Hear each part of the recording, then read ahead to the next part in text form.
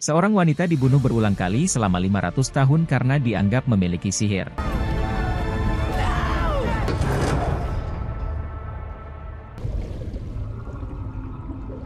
Cerita dimulai di Maroko. Wanita cantik ini bernama Andi sedang bertemu dengan Booker untuk mengobrol tentang kemungkinan pekerjaan baru. Andi ragu karena dia tidak mau untuk bertarung lagi. Tapi Booker meyakinkannya untuk setidaknya kembali ke hotel dan menemui rekan yang lain. Di hotel, mereka bertemu dengan Nikki dan Joe untuk membahas hal tersebut. Mereka berempat adalah sekumpulan mantan prajurit berkemampuan tinggi yang sering mendapat panggilan untuk sebuah misi penyelamatan.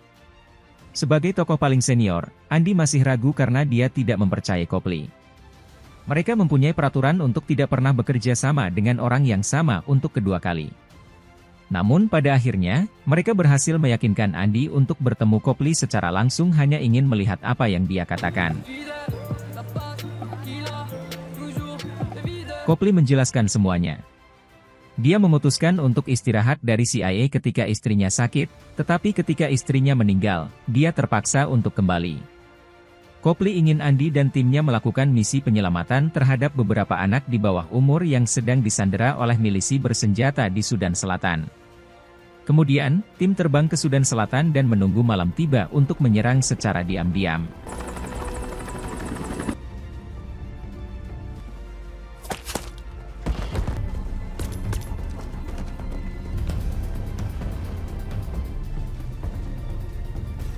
Ketika mereka berhasil masuk, mereka terkejut mengetahui bahwa sebenarnya tidak ada sandera. Andi menyadari bahwa ini sebuah jebakan tepat sebelum sekelompok tentara memasuki ruangan dan melepaskan tembakan menyebabkan keempatnya kode berjemaah.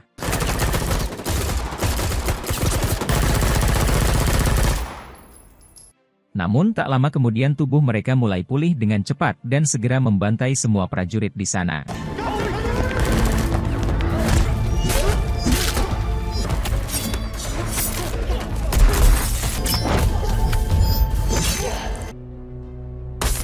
Semua ini dilihat oleh Copley melalui kamera keamanan untuk membuktikan eksistensi kekuatan kelompok Andi.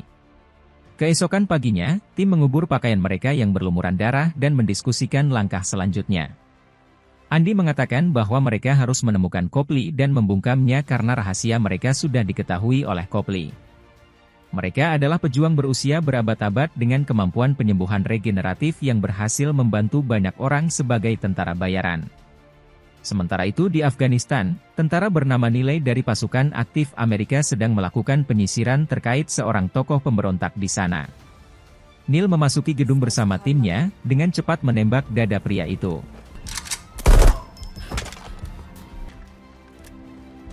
Kemudian Nilai bergerak untuk memeriksa tubuhnya namun tanpa diduga pria itu tiba-tiba balik menyerang Nilai dengan pisaunya. Dia mengalami luka serius di bagian leher dan tewas di tempat itu juga. Pada saat itu, Andi bersama ketiga rekannya memutuskan kembali ke Maroko untuk mencari Copley. Mereka bermimpi sosok Neil yang ternyata masih hidup setelah insiden maut yang telah menimpanya.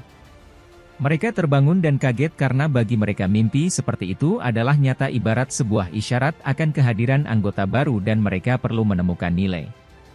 Jadi Andi memutuskan untuk menelusuri identitas Nilai seorang diri sesuai kode petunjuk pada mimpinya. Sementara tim yang lain bertugas melacak Copley. Mereka setuju untuk bertemu di Prancis nanti. Kembali ke Nilai di Afghanistan. Seorang saksi mata insiden waktu itu tidak percaya bahwa Nilai masih hidup. Ternyata luka sabetan itu pun sudah tak ada sama sekali. Tentu saja mereka sangat terkejut dengan fenomena ini dan melaporkannya kepada atasannya. Petinggi militer memutuskan untuk mengirim Nilai ke Jerman untuk beberapa pengujian. Neil yang kesal, kembali ke tendanya dan suasana hatinya bertambah buruk saat dia mengetahui bahwa teman-temannya sudah mengemasi barang-barangnya. Di Inggris, eksekutif farmasi bernama Merrick memberikan presentasi tentang penelitian sel induk dan memberitahu masyarakat kaya bahwa dia memiliki teknologi untuk mengakhiri penyakit manusia dan memperpanjang umur manusia. Yang dibutuhkannya hanyalah investasi. Setelah itu, Merrick bertemu dengan Copley yang menunjukkan rekaman tim Andi yang hidup kembali. Namun Merrick tidak senang sebelum Copley menangkap mereka dan membawa kepadanya. Di sisi lain, saat Nile menunggu helikopter untuk menjemputnya, tiba-tiba Andi datang merebut paksa dari petugas dan dibawanya pergi meninggalkannya tempat itu.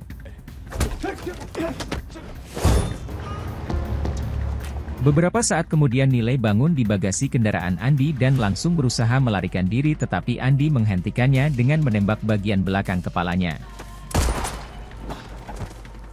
Di sini terbukti luka akibat tembakan barusan berangsur pulih dengan sendirinya. Terlepas dari semua itu, Nile pun masih belum percaya atas apa yang telah terjadi pada dirinya, maka dari itu dia memilih ikut bersama Andi untuk sekedar mendapat jawaban dari semua ini. Setelah menempuh rute cukup jauh, mereka tiba di suatu tempat di mana telah disiapkan sebuah pesawat untuk kemudian terbang ke Paris. Di tengah perjalanan kembali terjadi pertengkaran hebat di antara keduanya sebagai bentuk protes Nile atas ketidakyakinannya pada apa yang telah dikatakan Andi terhadap dirinya. Dengan pengalaman bertahun-tahun yang lebih banyak, Andi dengan mudah menang dan memberi beberapa luka serius kepada Nile. Saat gadis itu menyaksikan lukanya sembuh sendiri, dia sadar bahwa ada sebuah kekuatan di luar nalar yang telah melekat di dalam dirinya. Akhirnya Andi berhasil meyakinkan Nile untuk berkolaborasi.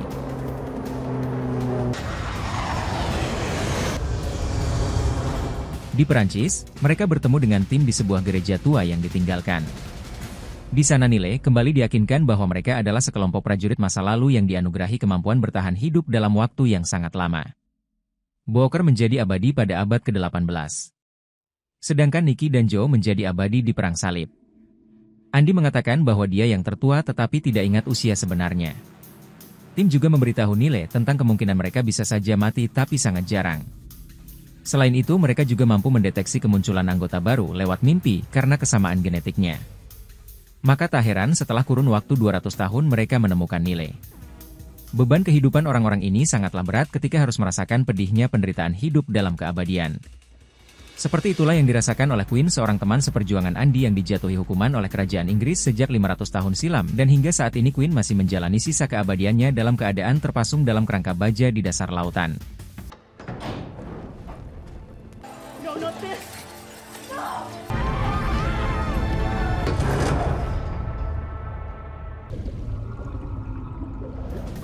Nile merasa dirinya telah terjebak pada posisi yang sangat menakutkan, namun sekali lagi, Andi kembali menyadarkannya bahwa semua ini adalah takdir yang tidak bisa ditawar lagi. Di sisi lain, Copley telah mencium persembunyian mereka di sana dan mengutus pasukan untuk sebuah penyergapan. Sadar akan hal ini, Andi langsung kembali ke dalam rumah untuk memastikan kondisi teman-temannya. Ternyata benar, Joe dan Nicky berhasil diculik sementara Booker ditemukan terkapar dengan kondisi perut hancur dihantam ledakan granat. Kemudian Andi mengambil langkah untuk menghadang pasukan tadi yang pasti akan balik lagi untuk menangkapnya. Tak lama setelah itu pertarungan pun bergolak di sana.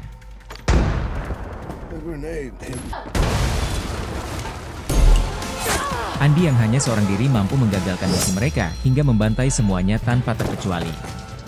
Walaupun mengalami luka tusuk di pundaknya, Andi terpaksa mengajak pergi kedua anak buahnya menuju tempat lainnya di Paris.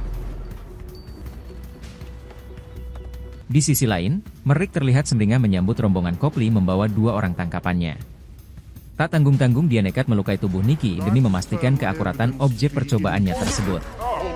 Setelah terbukti meyakinkan, keduanya dibius untuk kemudian diambil kode genetiknya dengan dalih demi kemanusiaan, padahal jelas-jelas tujuan Merrick adalah keuntungan bisnis belaka. Sementara itu, Andi dan yang lainnya merasa cukup aman berada di tempat persembunyiannya. Akan tetapi Andi tiba-tiba terkejut saat melihat luka bekas pertarungannya kemarin masih berdarah dan tak sembuh seperti biasanya. Tanpa sepengetahuan kedua temannya, Andi pergi ke apotek untuk mengobati lukanya tersebut hingga saat dia pulang spontan terlintas bayangan tentang seorang teman kelompoknya dulu yang pada akhirnya mati juga. Andi yakin jika hal tersebut akan berlaku juga untuk dirinya. Di laboratorium, seorang dokter sudah mulai mengumpulkan sampel darah jaringan dan DNA Nicky dan Joe untuk membongkar kode genetiknya. Sebab keuntungan besar sudah di depan mata jika mereka berhasil memecahkan kode tersebut. Orang-orang di seluruh dunia pasti akan sangat membutuhkan kuncinya. Di sisi lain, Andi berjanji untuk segera menyelamatkan Nicky dan Joe bagaimanapun caranya. Singkat cerita mereka pun menuju ke sebuah tempat di Inggris yang disinyalir sebagai tempat tinggal Copley. Booker langsung pergi untuk mengintai daerah tersebut sementara Andi memberi Nile senjata. Namun Nile memilih mundur karena tak sanggup menjalankan misi bersama mereka. Nile ingin menghabiskan waktu sebanyak mungkin bersama keluarganya. Kali ini Andy justru membiarkannya pergi dan berpesan agar membuang sisa senjatanya. Di fasilitas tersebut, Andy dan Booker menyelinap masuk dan naik ke atas untuk mencari Copley. Mereka segera menahannya di bawah todongan senjata untuk menanyakan keberadaan Nikki dan Joe, tetapi tiba-tiba Booker menembak Andy dari samping. Ternyata Booker sengaja mengatur semua rencana ini bekerja sama dengan Copley. Tujuannya adalah agar Merrick mencari solusi untuk menghentikan penderitaannya serta kawan-kawan yang lain yang sejatinya dari dulu mereka telah rasakan pula. Namun ketika Booker mengetahui Andy belum sembuh, dia mulai panik dan menyesal. Tak lama setelah itu Merrick pun dibawa paksa sehingga Copley memprotes karena dianggap sudah di luar kesepakatan sambil menunjuk Andy yang tidak akan bertahan dalam ujian apapun. Namun Merrick tidak peduli dan memerintahkan penjaga untuk membawa Andy dan Booker ke ruang pengujian yang sama tempat Joe dan Nikki ditahan. Sementara itu Copley terpojok oleh Nile yang menunjukkan kekuatannya. Copley pun menjelaskan apa yang terjadi. Dia mengatakan bahwa dia menghabiskan waktu bertahun-tahun melakukan penelitian dan belajar tentang semua kebaikan yang telah Andy lakukan untuk kemanusiaan. Copley juga mengatakan dia menyesal karena telah menyebabkan kelompok ini dijadikan percobaan oleh orang serakah seperti Merrick. Dia menyadari bahwa dia telah membantu orang yang salah. Kemudian Nile meyakinkan Copley untuk membawanya ke tim. Beberapa saat kemudian, mereka tiba di rumah Merrick. Copley memberikan akses kepada Nile agar bisa menyelamatkan rekan-rekannya. Nile berhasil mencapai lantai atas dan sempat mendapat gangguan di sana namun akhirnya berhasil mengelabui para penjaganya dan membantai mereka sampai akhirnya berhasil menemukan ruang tempat rekan-rekannya ditahan. Nile membebaskan teman-temannya dan memberitahu Andy bahwa dia telah melihat semua karyanya. Nikki dan Joe sangat marah pada Booker karena pengkhianatannya. Namun Andy menekankan bahwa sekarang bukanlah waktu yang tepat untuk berdebat mengenai hal ini. Setelah itu mereka pun menyatukan kekuatan untuk membunuh si bajingan Merrick.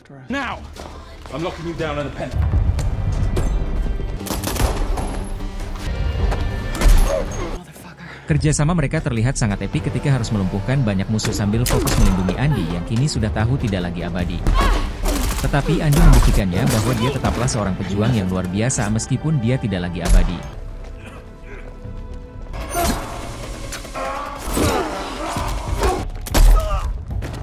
Hingga akhirnya Andy dan Nile sampai di ruang aula tempat Merrick disembunyikan. Merrick tiba-tiba muncul dan mulai kehabisan cara untuk tetap bertahan. Alhasil pilihannya dia nekat menyerang sendirian. Namun Nile dengan cepat menanganinya dengan cara nekat menerobos jendela dan jatuh dari puncak gedung mendarat di sebuah mobil. Nile berhasil selamat meskipun diperlukan beberapa saat untuk bisa kembali pulih. Di saat semuanya sudah menjadi normal, Andy pun mengajak timnya minum bersama di sebuah bar. Booker menunggu di luar sementara tim mendiskusikan hukuman apa yang akan dijatuhkan kepada Booker atas pengkhianatannya.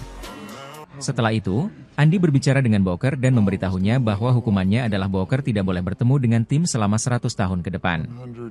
Kemudian mereka mengucapkan selamat tinggal dengan berpelukan.